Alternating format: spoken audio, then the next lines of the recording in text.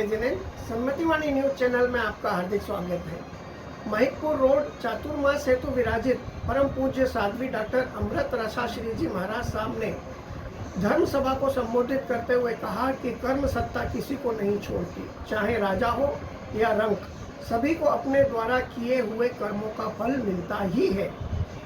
व्यक्ति हंसते हंसते कर्म को तो बांधता है एवं कर्म उदय में आते ही अत्यंत दुख वेदना पीड़ा होती है। मानव मात्र की जैसी मति होती है वैसी ही गति होती है। जैसा आपका भाव होगा वैसा ही आपका भाव होगा। जीवन में अगर सबसे खतरनाक कोई चीज है तो वह निंदा रस है। हमें दूसरों की निंदा बुराई करने में अत्यधिक रस आता है, जिससे अनेक कर्मों का बंध होता है। हम सभी को इस निंदा रूपी रस से बचना चाहिए। पूज्य साध्वी जी ने पावनकारी निश्रा में नगर में सिद्धिदायक सिद्धि तप का आगाज हुआ।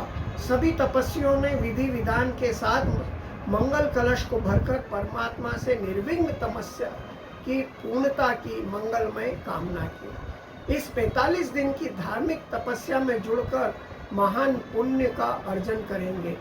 अनुष्ठान में सभी तपस्वी श्रद्धालु एवं समाज जनों ने पूर्ण समर्पण और विश्वास के साथ भाग लिया। जैन समाज मीडिया प्रभारी सचिन भंडारी ने बताया कि आज की धार्मिक भक्ति प्रभावना एवं संपूर्ण दिवस का लाभ श्री अशोक कुमार बापूलाल कोचर मावावाला परिवार ने लिया।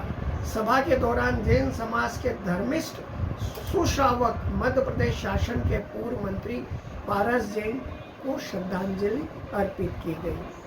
बहुत बहुत धन्यवाद। सादर जय जिनेन्द्र। सम्मतिवाणी न्यूज चैनल से जुड़े रहिए, इसे सब्सक्राइब कीजिए, लाइक कीजिए और अपने सुझाव अवश्य प्रेषित कीजिए। आंसुओं से विचलित नहीं होती है। यह राजा और रानी आने वाले बच्चे की कल्पना में बहुत ही सुखमय आनंद से प्रसन्नता पूर्वक और माता पिता बनने के ख्वाब में अपना जीवन बिता रहे थे। उनको ये पता नहीं था कि उनके गर्भ में रहा हुआ बच्चा वो राजमहल का सुख देखने वाला है या जंगल का दुख देखने वाला है। उनको ये पता नहीं था, उनको ये बात का अंदाजा नहीं था कि अपने पेट में रहा हुआ शिशु, अपने गर्भ में रहा हुआ शिशु वो राजमहल के अंदर रसोई घर में बनी हुई मिठाइयाँ खाने वाला है या तो फिर एक रोटी के टुकड़े के लिए भी तड़पने वाला है। वो माता पिता को वो बात का अंदाजा नहीं था कि वो अपनी ही आंखों से उस बच्चे का सुखमय जीवन देखने वाले हैं या तो फिर वो अपने शिशु का दुखमय जीवन देखने वाले हैं। समय बीतता जा रहा था। राजा और रानी तो बहुत ही प्रसन्न थे। उनके मन में तो सिर्फ और सिर्फ आने वाले बच्चे के सुखमय जीवन की कल्पना और योजना में उनके दिन बीत रहे थे।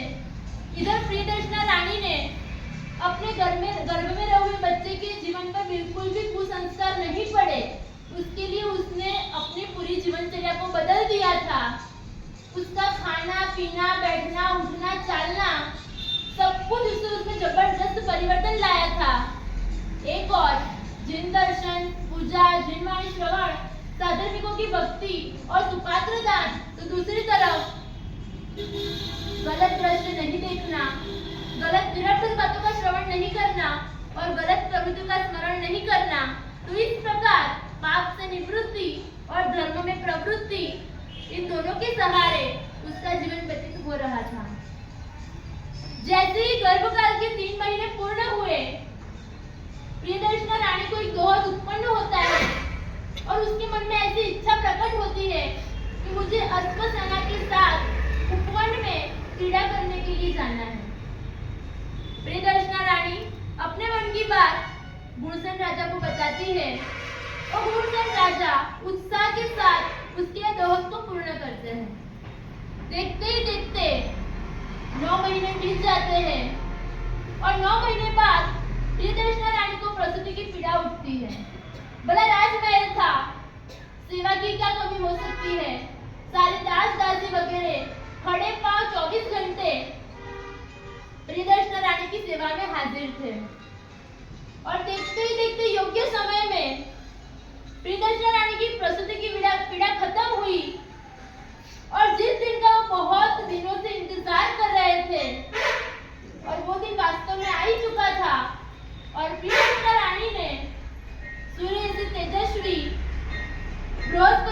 बुद्धि वाले वीर वीर और गंभीर पुत्र रत्न को जन्म दिया।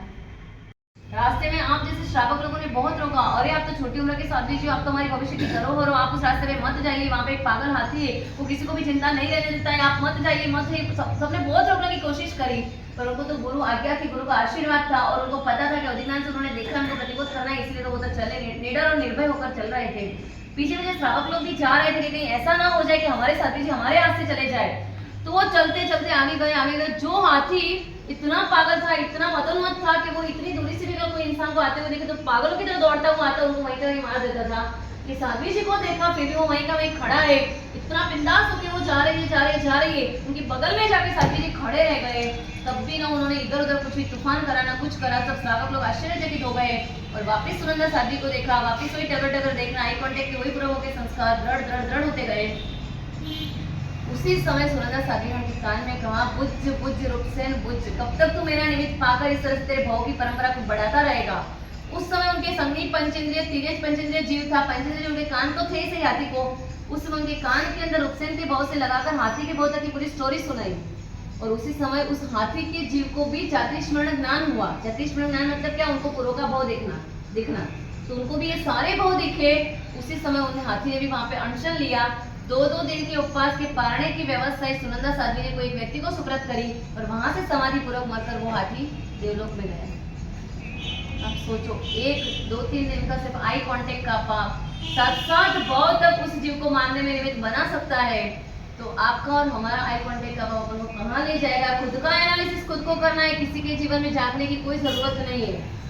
अपने जीवन में क्या है, अपने तो ऐसे आई कांटेक्ट कैसे पाप नहीं करे, और करे भी होगा, जाने अनजाने में भी हो भी गए हो, तो सत्वर गुरु भगवान के पास जाके आलोचना लेकर यहाँ शुद्ध हो जाओगे, तो यहाँ पे एकाशना वैष्णा आनंद सामयिक प्रतिक्रमण जो भी आलोचना देंगे उसमें निपट जाएगा वो आपका कर्म।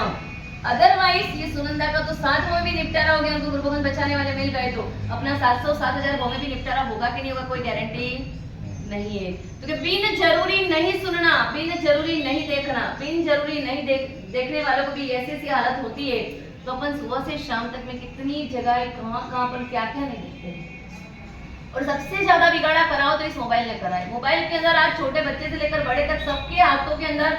पहले के एक समय ऐसा था कि घर के अंदर 10 मेंबर रहते थे, जॉइंट फैमिली में रहते थे, पर एक ही डबला रहता था कि वहां पे इतने बड़े के आसपास बैठे रहते थे कि आप किससे बात करो, क्या बात करो, मतलब पूरा एक प्रिकॉशन रहता था। आज घर में जितने मेंबर इतने कमरे हो गए, जितने मेंबर इतने मोबाइल हो गए, सब अपने अपने मोबाइल लेकर बैठे, कोई किसी के एक दूसरे के पास बैठने का किसी के पास समय नहीं है। दुनिया वालों से अपन इतने सारे कॉन्टेक्ट बढ़ा रहे, लेकिन घर वालों से अपन दूरियां बना रहे, ऐसा मोबाइल से क्या मतलब है? और इन मोबाइल ने जितना बिगाड़ा करा है, इतना किसी ने भी नहीं करा है। मैं तो बोलूं कि आप लोगों का छोड़ो, लेकिन जो भी नए बच्चे पैदा हो रहे हैं, जो नए छोटे 2, 4, 5, 10, 5-7 साल के, उन बच्चों के जीवन में तो एटलीस्ट इस मोबाइल का एडिक्शन मत बढ़ाना। नहीं तो आप लोगों से भी खतरनाक समय आने वाला 8-10 साल के अंदर आप देखोगे कि शायद फिर तो आप कुछ भी कहने की स्थिति में, अभी भी समय बहुत खराब चल रहा है, कुछ भी कहने जैसी स्थिति में नहीं है।